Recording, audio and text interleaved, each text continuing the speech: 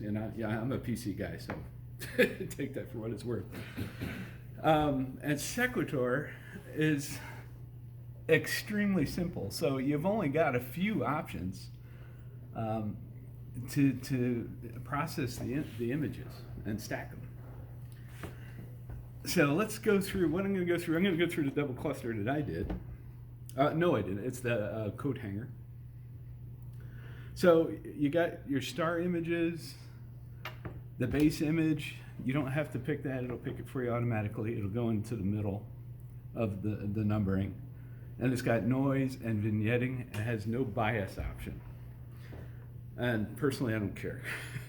I think, from what I've read, flats take care of bias, but... I think the bias is more like for the CCD camera, you have more issues with bias on the downloading with that than on this. Okay, oh, for the download part of it. Oh, that's Right, interesting. right. Okay, that's good to know. All right, so let's load up our star images. And here's another good thing about Sequator. You can do TIFF, you can do fits, you can do camera types. So with Deep Sky Stacker, you have to convert it from like camera raw to TIFF for me. This does camera raw too, though. Which? This does camera raw. Yeah, that's what I'm saying. The Deep Sky Stacker does not do that. All right, so I think I got 20. Are yours raw? Yeah, this is just raw. Oh, yeah, I wide. haven't tried to do raw. The ones that I've done is I converted them to TIFFs. Yeah, yeah. So, okay, so there you see the base image is already selected. I do have some darks, so that's the noise images. And I got 10 of those.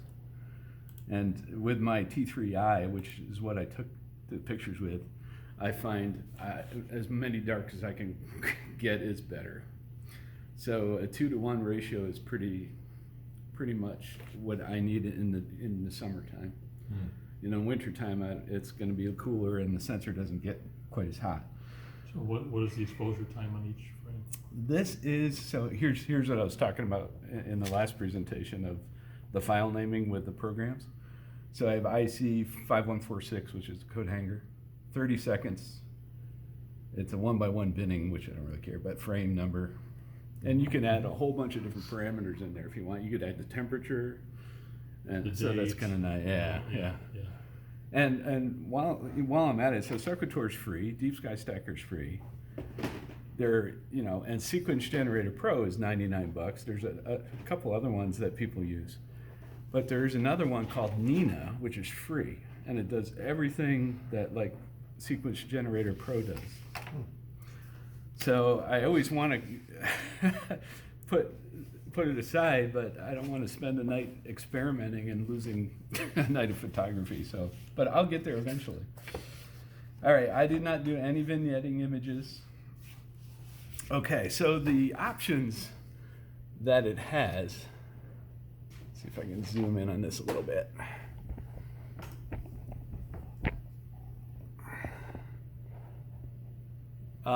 You have the sky region, and that's good for a couple different things. So if you're doing through telescope or camera lens of the sky, you do full sky. But you can also do, if you're doing Milky Way with some landscape, it gives you options to stack the sky and then kind of color over the landscape, and then it'll put the stack picture and the landscape together, and the landscape won't be blurred.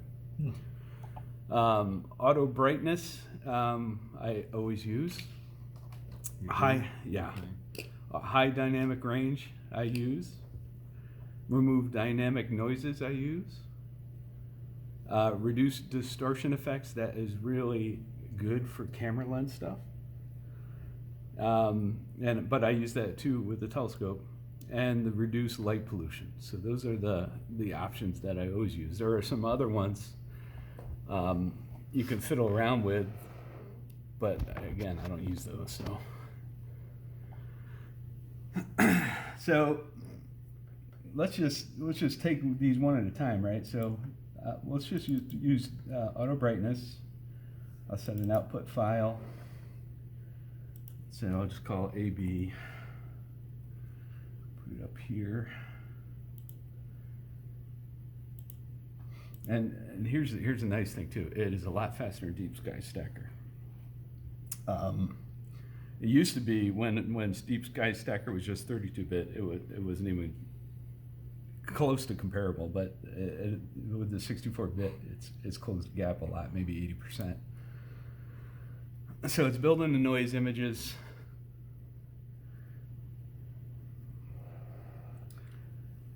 And now it's loading the first light frame, applying the noise, and it's flying, right? So we're on 14, you know, counting down 14, 13, 12.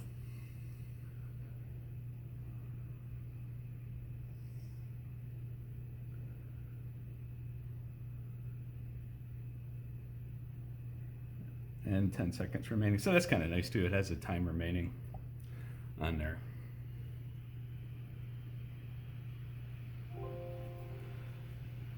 So 41 seconds. That's pretty good.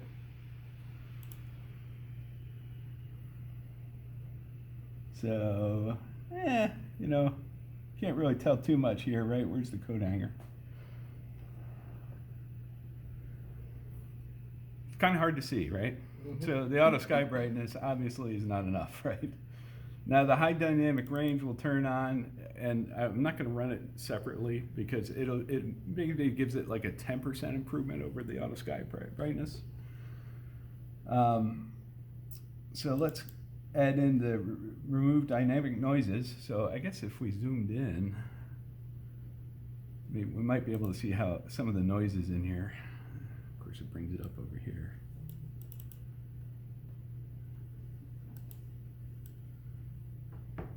So, you know, it's pretty noisy still in here. I don't know if you can see it on the camera, but.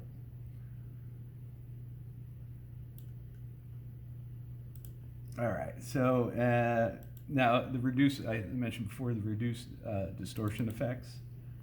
If you hover over a complex here, and I'm sorry you can't see it on the camera, on the camera, suitable for ultra wide angle lenses or irregular distortions. So it would be a nice option to see what would happen with your you know, chromatic aberration and see if it would take care of some of that. All right, so let's just go ahead. I'm going to set it to telescope because that's what I shot this through.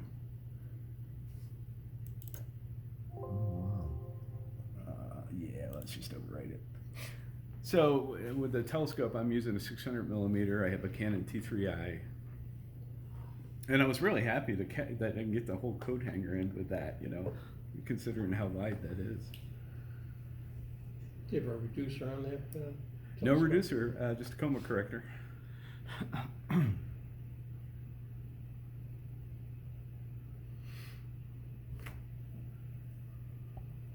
So 18 seconds remaining. Now it's not fair to compare what Mark was doing with what I'm doing here because my laptop is brand new. And you know, so it's a development laptop, so it's peaked out. Watch your tripod light. Yeah. All right, so if we look at this one, looks a little better, right? So not as much noise in there, but we still have the light pollution issue, right? Mm-hmm.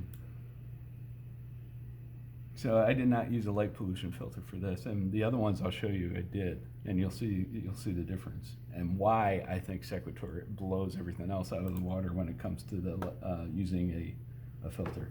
All right, so now we'll add in the light pollution. It's got deep sky uneven, and it has strength options. You go weak or strong depending on where you are. You'll just have to experiment with them. I find that from where I am, so I'm Bortle 8, this option is fine, the default option.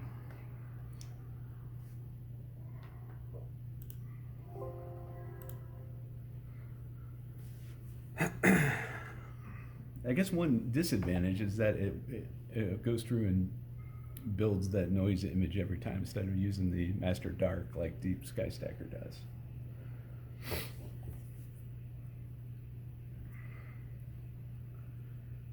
This one, it's just a remarkable difference with this light pollution reduction.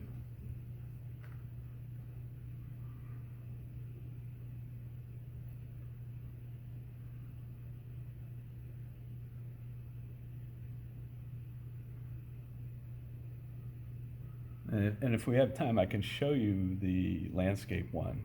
I haven't, I think, no, I don't have the files here. Never mind. Wow. Okay. Oh, what the heck? This wasn't the coat hanger at all, I'm sorry. This was the Cocoon Nebula. I was gonna say that. I couldn't find the coat hanger. I said, boy, oh boy, that was rough. All right, anyway. Just that black spot. So, yeah, these are my two Desmotes, which are on the Newton. Sensor. It's on my Newtonian mirror, which, you know, how do you get to it without taking the mirror off? You know, So, and the reason I don't mess with it is because I use Photoshop and there's a healing tool and it just takes it right out. Yeah. But I think I may go back to doing flats again. But I don't need flats for my setup for any chromatic aberration or anything. Well, here's one thing about the flats, is that on my camera, with the S-Big camera, it's fixed in one position. It's in a cradle and all that. This is fixed because it's on a tripod. Mm-hmm. But if you have this, and the next time you do this, you've rotated that camera, you have to take new flats because those spots will be in Yeah. different places Yeah. on the ship. Okay, so that's something important to remember. yeah, it's your tracking too. Right. Okay.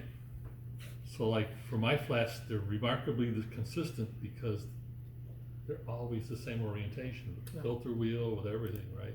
But, and it reminds you of that in here too, in this article. If you rotate the camera for framing or something, yeah. you've got to take new flats. Yep. Otherwise, the next time you do it, you'll have a white spot where you're taking it out, and you still have the black spot in the new spot. So the flats are variable. The darks are not. The darks are because everything's covered up. So I'll give you a little bonus here, and I can, between Sequator and 3 steps in Photoshop, I have a nearly done image. It's by no means perfect, but, and I'm not including the healing tool here, so here's the healing tool, right? So there's that spot. And that band on the middle is because of my setup. That's on everything. Mm-hmm. So I bought this filter add-in called AstroFlat Pro, and it is absolutely amazing. So it has some default settings on it. So right there, you can't see too much, but if you change some of these options, so the dark noise reduction, you can see it, but you can also see the nebula disappearing, right? So Right. you don't want to get too crazy with it. Edge cleanup. Mm-hmm. I And think we smooth. just did a levels on that. But watch the background now. Oh, okay. So it's, Yeah, this, it took some a of lot it of the out. band's gone. So yeah, so and then the other thing we'll do, we'll go to levels. And of course, everything's popping up on my laptop monitor. So you bring it over to the edge.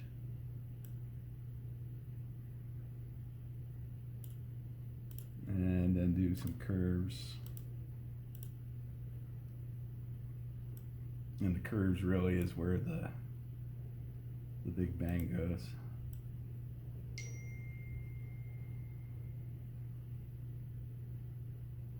So this is only 40 minutes, to get the cocoon. That's not too bad. So you got the nebula and the dark trail behind it. And then you could play around some more with like exposure and whatnot. But Very they're, nice.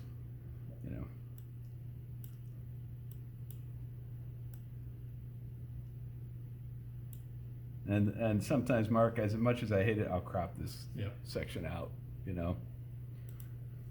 But, you know, so that's it, you know, and it's a decent enough picture for how much time do we spend here? Right. Yeah. So here's the question, a general question I have to understand. The difference between average stacking, median stacking, Oh, I don't know. and adding it. Because what I do on the flats and darks is I do a median, and then everything else I stack cumulative. Yeah, I don't have a good answer for that. I read that in detail, and I understood it when I closed the book. And I can't tell you what the book said right now. Right. But I did go to that manual for the AIP for Windows after the last meeting, and I looked a couple things up not in the text section, but in the demo section. And it recommended a different way of what I had been doing it. It's probably something I tried early on with not so good images. So now I'm gonna go back and I'm gonna pull out a really good image I did and try the technique they had in the demo and see if it makes any difference. Because it's a sum stack is what I always use, but there's another one in there that I had forgotten about. So I'm gonna check that one out and see. It may be their terminology for high dynamic range, I don't know. Okay, so what I'm gonna show you here is our full stack in Sequator, right? Oh, here's another one too, here's another Desmote, right? So we got the band, we got 3 Desmotes, and you know, but the image looks pretty good. Now here's Deep Sky. A little brighter on the nebula. You can see some of the dark nebula better. The band is better. And also, where are these Desmotes? They're still there. They're but still not there. as, Yeah, not prominent. nearly as pronounced. So, you know, which one's better? I don't think. I Well, I think you can come all up with these an get you answer. to a certain point. Right. And I think the strength is what your original stuff is, right, how you took it. And then it's just a matter of fine tuning the rest of this, is Yeah. how does it come out, right?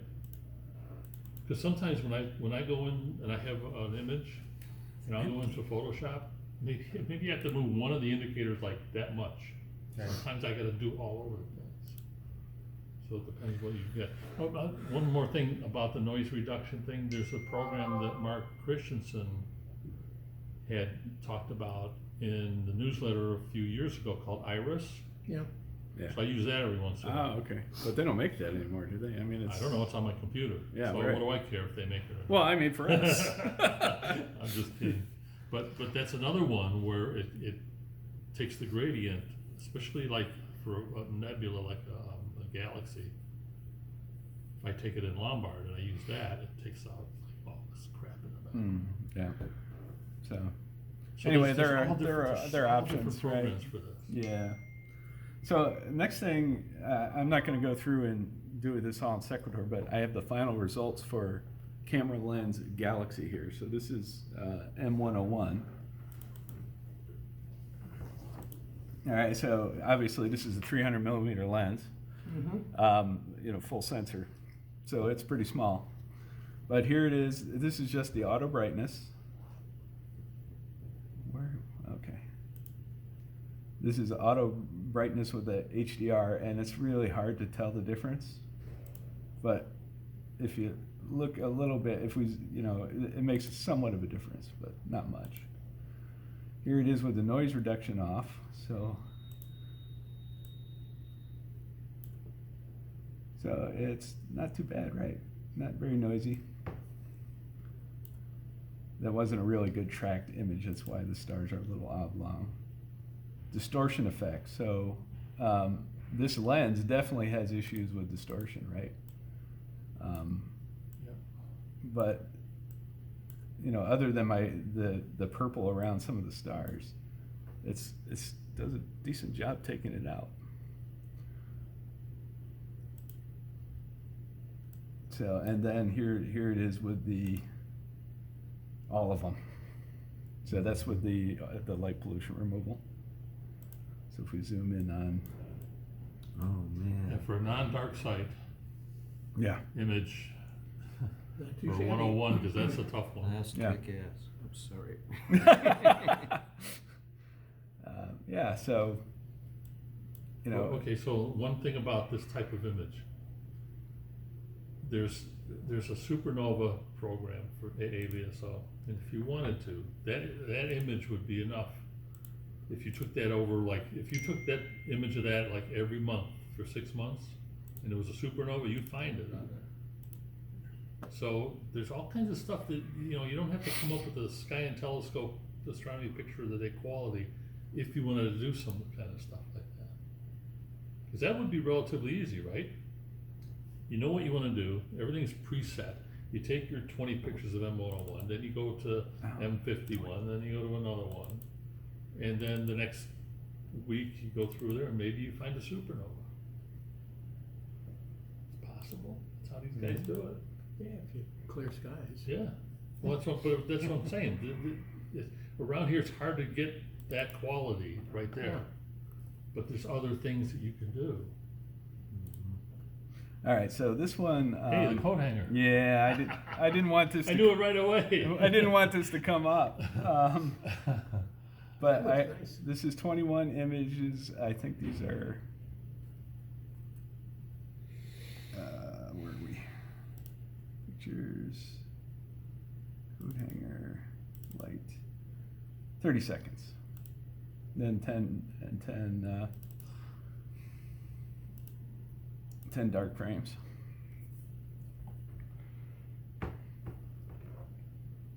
Yeah, that's too bad. I didn't want the preview result, but so I had to save. I saved the session, so that's why it came up. And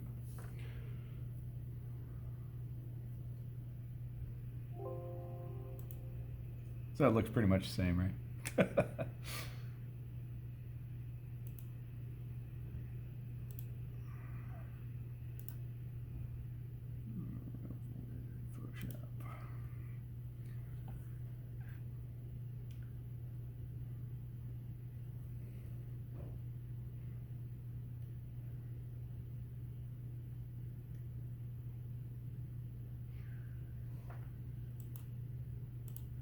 Camera raw filter or something else I use in Photoshop.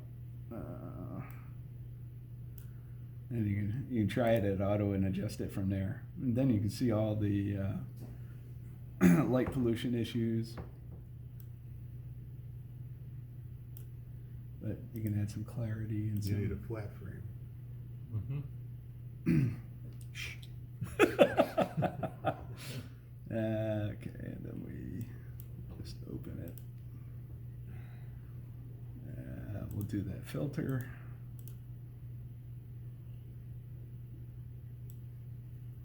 You know, one of the things in the article, it says, you know, oh, if you want to do it like your camera in the wintertime and stuff, you know, put it in the refrigerator or freezer for a while and then take it out. Now check this. Yeah. That's a great idea. Yeah. Well, yeah, and then everything condenses in from Yeah, the I ruined the moisture. camera doing that once. So check out the dust mode here, Yeah. right? And I did this dark noise reduction. Gone. Ooh, that's pretty good. And then can we zoom back out? Oop, too much. Yeah, try that with the coal sack nebula, I bet you that goes away too. Yeah. Where did you get the AstroFlat Pro? You just Google it. It's like $35, and then you add it as a plugin. What's the name of it? AstroFlat Pro. The other thing, the other plugin that is that Russell Cronin's. I forget which one that is, but it's been around a long, long time. The Gradient Exterminator.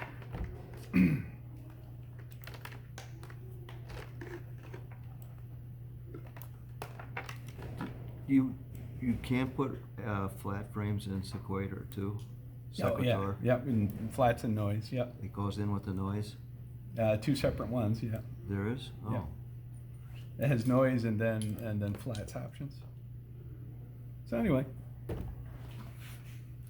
that's Awesome. That's about it. But Yeah. In summary, Sequator is easy to use, right? And if you're just getting started, a deep sky stacker it's a little intimidating.